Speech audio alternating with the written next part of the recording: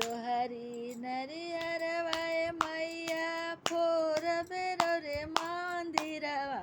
हो कि बेटवा दे दना मैया मोर महल के रखवारिया हो कि बेटवा दे दना दोहरी नरियरवाए मैया फोर बेरो रे मंदिरवा हो कि बेटवा दे दना मैया मोर महल के रखवरिया हो